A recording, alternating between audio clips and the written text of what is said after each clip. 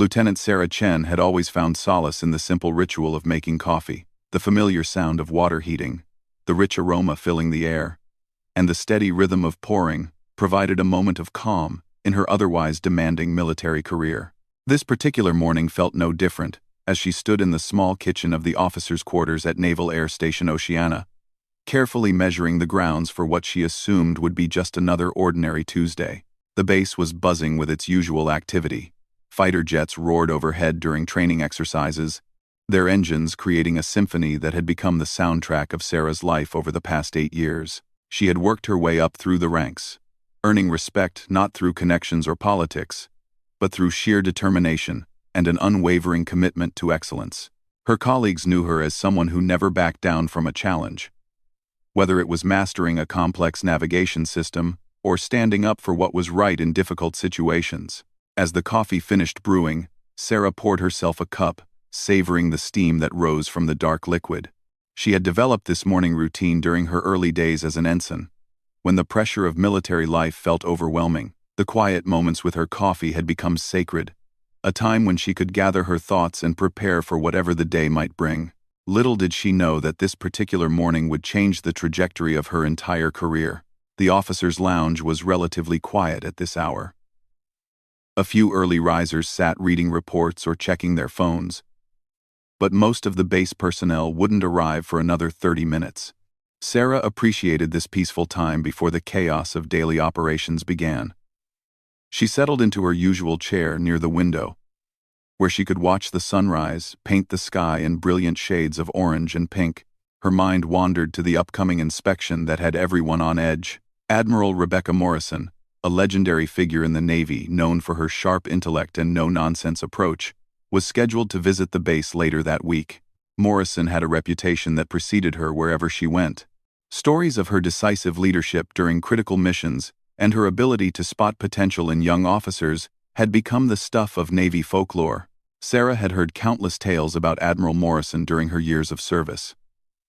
There was the famous story of how she had navigated a damaged destroyer through a fierce storm, saving the lives of her entire crew. Another tale spoke of her innovative strategies during joint operations that had revolutionized naval tactics.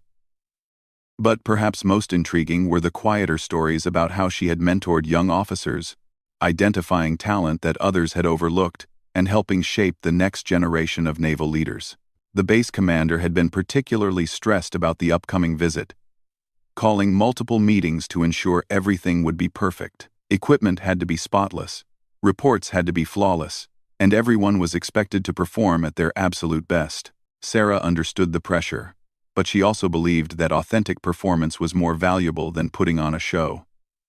She had always operated under the principle that good work spoke for itself. As she sipped her coffee, Sarah reflected on her own journey in the Navy. She had joined straight out of college, driven by a desire to serve her country and challenge herself in ways that civilian life couldn't offer. The early years had been tough, filled with demanding training, long hours, and the constant need to prove herself in a male-dominated environment. But she had persevered, finding strength in the camaraderie of her fellow officers and the satisfaction of mastering complex skills. Her specialty in electronic warfare systems had earned her recognition within her unit. She had a natural aptitude for understanding the intricate technologies that gave naval forces their tactical advantages. Colleagues often came to her with technical questions, and she had contributed to several successful missions through her expertise. Yet despite her achievements, Sarah sometimes felt invisible in the larger scope of the Navy's hierarchy. The morning sun climbed higher, casting longer shadows across the lounge. Sarah glanced at her watch and realized she should start thinking about heading to her duty station. Her team would be conducting system diagnostics on the new radar equipment that had been installed the previous month. It was detailed work that required precision and focus, exactly the kind of challenge she enjoyed. She took another sip of coffee, enjoying the bitter taste that had grown on her over the years. In college, she had loaded her coffee with cream and sugar. But military life had taught her to appreciate the pure, unfiltered flavor. It was a small change, but it represented the many ways she had adapted and grown stronger through her service. The lounge began to fill with more personnel as the morning progressed. Conversations started up around her, mostly focused on routine matters like scheduling, equipment maintenance, and weekend plans. Sarah listened with half an ear while mentally reviewing the tasks she needed to complete before the day ended. There were reports to file, training modules to complete, and a team meeting to prepare for. As she finished her coffee, Sarah felt ready to tackle whatever challenges the day might bring. She had no way of knowing that in just a few days, her carefully ordered world would be turned upside down by an unexpected encounter that would test everything she had learned about leadership, courage, and staying true to her principles under pressure. The base intercom crackled to life, announcing the morning briefing schedule and reminding everyone about the upcoming inspection. Sarah gathered her belongings, rinsed her coffee cup in the small sink, and headed toward the door. Behind her, the officers' lounge continued to fill with the morning crowd, unaware that one of their colleagues was about to embark on an experience that would become the defining moment of her naval career. The morning of Admiral Morrison's arrival dawned crisp and clear. Sarah had woken earlier than usual, feeling a mixture of anticipation and nervous energy that she couldn't quite explain. The entire base had been transformed over the past few days, with every surface polished to a mirror shine, and every piece of equipment calibrated to perfection. Even the most seasoned officers seemed on edge, checking and rechecking their preparations. Sarah went through her normal coffee routine, but this time the familiar ritual felt different. There was an electricity in the air that made everything seem more significant. She dressed with extra care, ensuring her uniform was immaculate and her insignia properly aligned. As she made her way to the officers' lounge, she noticed other personnel doing the same, everyone moving with purpose and paying attention to details they might normally overlook. The lounge was busier than usual for this time of morning. Word had spread that Admiral Morrison's party had arrived on base earlier than expected, and everyone wanted to be at their stations and ready for anything. Sarah poured her coffee with the same deliberate care she always used, but her mind was racing with thoughts about the day ahead. She had been assigned to give a technical briefing on the electronic warfare systems if requested. Her commanding officer had chosen her for this responsibility based on her expertise and her ability to explain complex concepts clearly. While she felt confident in her knowledge, the prospect of presenting to someone of Admiral Morrison's caliber was both thrilling and intimidating. As Sarah settled into her chair with her coffee, she became aware of a subtle change in the atmosphere around her. Conversations had grown quieter, and people seemed to be glancing toward the entrance more frequently. She assumed it was just pre-inspection jitters affecting everyone's behavior. But something felt different about the energy in the room. She was halfway through her first sip when she heard footsteps approaching the lounge. Not the usual casual stride of officers heading to their morning coffee, but measured, purposeful steps that commanded attention without demanding it. Sarah kept her focus on her cup, not wanting to appear overly curious, but she couldn't help noticing how the ambient conversation level dropped noticeably. The footsteps entered the lounge, and Sarah became aware of a presence that seemed to change the entire dynamic of the room. Still focused on her coffee, she heard someone moving toward the serving area. The soft sounds of someone preparing their own morning beverage. What struck her was how natural and unhurried these movements were, completely at odds with the tension everyone else seemed to be feeling. Sarah found herself listening more intently, picking up subtle cues about this new arrival. The person moved with quiet confidence, someone clearly comfortable in their own skin, and unimpressed by the nervous energy affecting everyone else. There was something almost calming about their presence, as if they were creating a bubble of normalcy in the midst of all the anticipation.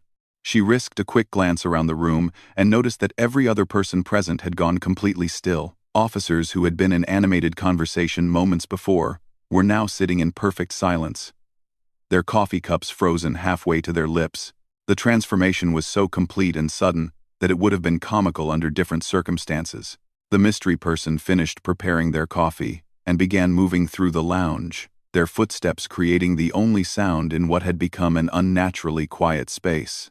Sarah could sense them getting closer to her area of the room, but she maintained her focus on her own cup, uncertain of the protocol for this situation. Should she acknowledge this person, continue with her normal routine, stand at attention? As the footsteps drew nearer, Sarah became acutely aware of every detail around her. The morning sunlight streaming through the windows seemed brighter. The aroma of coffee in the air seemed more intense, Even the distant sound of aircraft engines seemed more pronounced in the strange silence that had fallen over the lounge. The person stopped near her table, and Sarah sensed them settling into a chair somewhere behind her. The proximity made her hyper-aware of her own posture and movements. She continued sipping her coffee, but every action now felt deliberate and potentially significant. The silence in the room was so complete that she could hear the soft sounds of the other person drinking their coffee. Minutes passed in this surreal quiet. Sarah began to wonder if this was some kind of test, a way of observing how personnel behaved when they thought they weren't being actively evaluated. She had heard stories about senior officers who preferred to observe people in natural settings rather than formal inspections, believing they could learn more about character and capability through unofficial interactions. The tension in the room was palpable. But it wasn't the harsh, fearful tension of people worried about making mistakes. Instead, it felt more like the respectful silence of individuals in the presence of someone they deeply admired. Sarah found herself curious about this person who could command such immediate and complete attention without saying a single word. She finished her coffee slowly, savoring each sip, while her mind raced with questions and possibilities. The morning had taken on an almost dreamlike quality, where ordinary actions felt weighted with significance. Around her, she could sense other officers struggling with the same uncertainty about appropriate behavior in this unprecedented situation. As she prepared to leave for her duty station, Sarah carefully placed her empty cup on the table and began to gather her belongings. Every movement felt amplified in the continued silence, and she found herself moving with extra precision to avoid making any unnecessary noise.